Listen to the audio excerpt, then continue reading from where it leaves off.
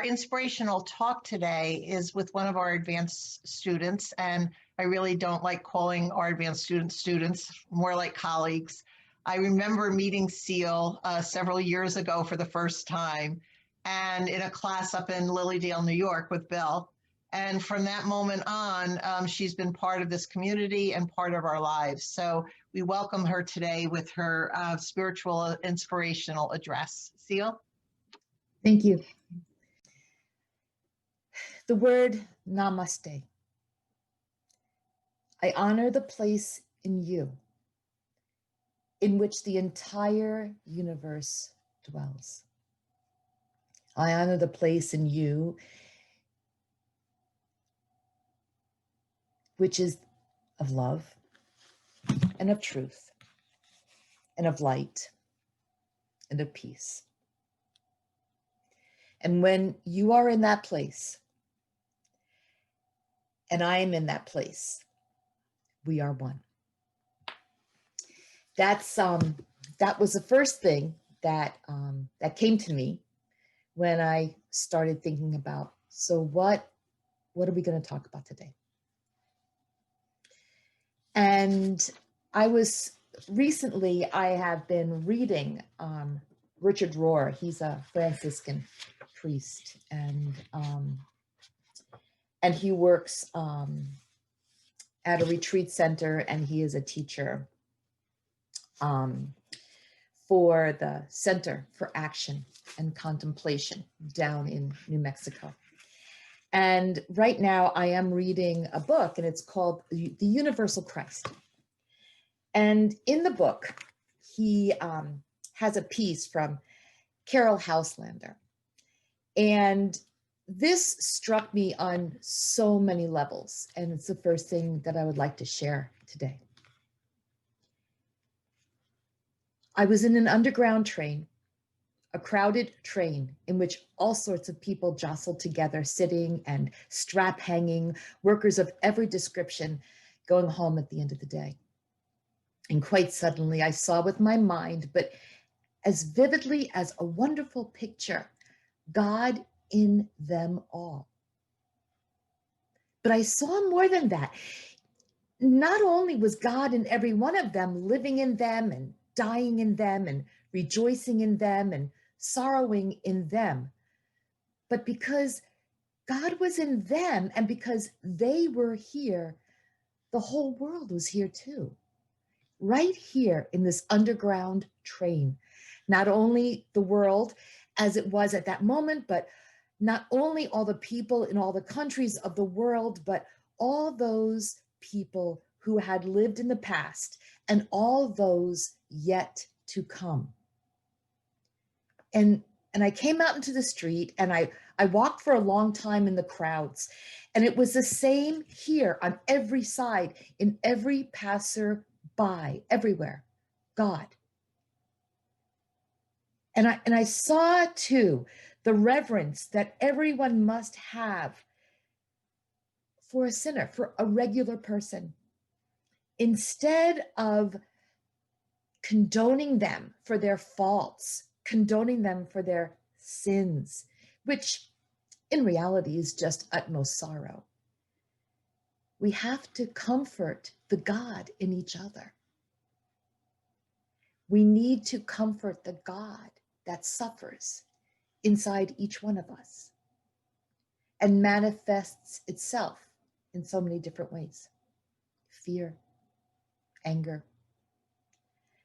Anyway, it's the reverence and the respect that must be paid even to those whose souls seem to be dead, because it's God inside each one of them who is the life of the soul, who is hurting within them, because God is everywhere. And in God, every kind of life has a meaning and has an influence on every other kind of life. You know, it's not the foolish person like myself running around the world with reprobates and feeling magnanimous, who comes closest to them and brings them healing. It is the contemplative who has never set eyes on them, but in whom God fasts and prays for them. Or it may be a charwoman in whom God makes himself a servant again, or a king whose crown of gold hides a crown of thorns. You know, realization of our oneness in God is the only cure for human loneliness. And for me too, it is the only ultimate meaning of life, the only thing that gives meaning and purpose to everyday life. And so after a few days, she writes that this vision faded and people looked the same again, and there was no longer the same shock of insight for her every time she was face to face with another human being. God was hidden again. Indeed, in the years to come, she writes, I would have to seek for him, and usually I would find God in others, and still more in myself only through a deliberate and blind act of faith. And it took me a long time to appreciate that reading. I had to read it over and over again to let it really sink in. But finally, I understood that, you know, spirituality is really letting go of who we think we are, our facades, you know, how we portray ourselves to others, you know, our best selves, our passions, our desires, our beliefs, and yes, even our biases. We are called in true spirituality to empty ourselves to the point where God, who is unencumbered love, is finally able to flow through us. You know, a lot less us and a lot more God. So I was thinking about this and I realized that, you know, I think it's true for me. I think it's true for all of us in whatever way. We spend a lifetime being the best that we can be. We work hard to become the best version of ourselves. Think about it just for a second. A better son or a better daughter, a better sister or brother, a better husband or wife or partner, a better parent, a better neighbor, a better friend, a better person.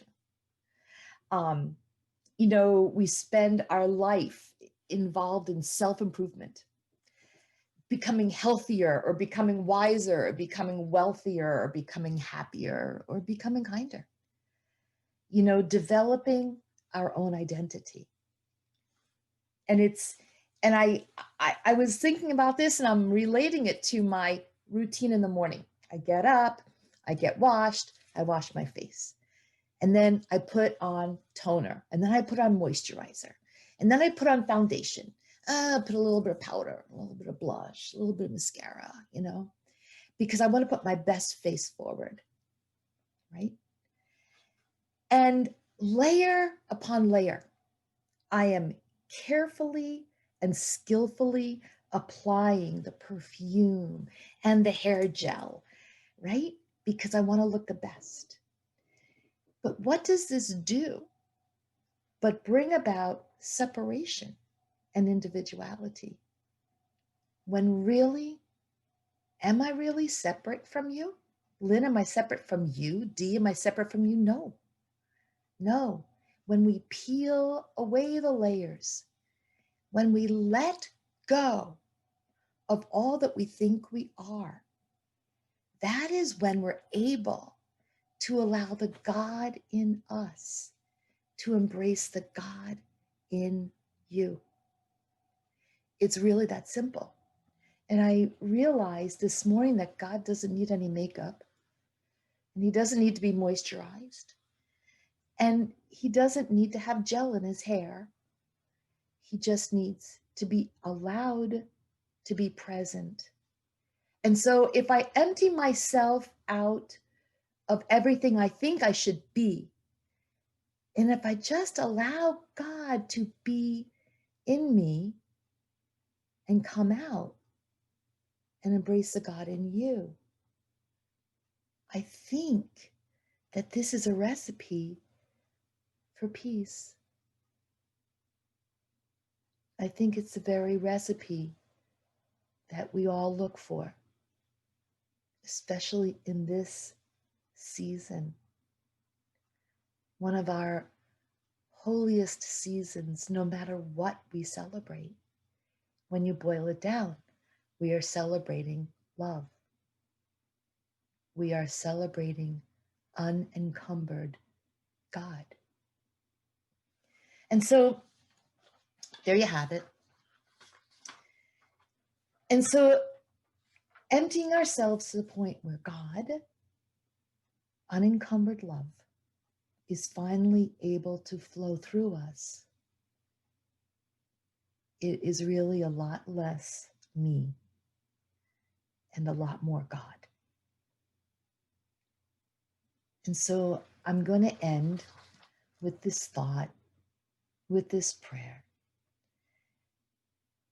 Oh, great love, thank you for living and loving in us and through us.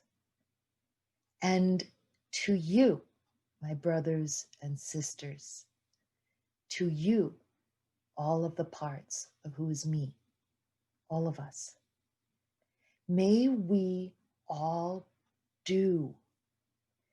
May all of us and all that we do flow from our deep connection with God and all that is holy. And may we continue to grow as a community that, with vulnerable hearts, shares each other's burdens and shares each other's responsibilities, as well as each other's joys and celebrations.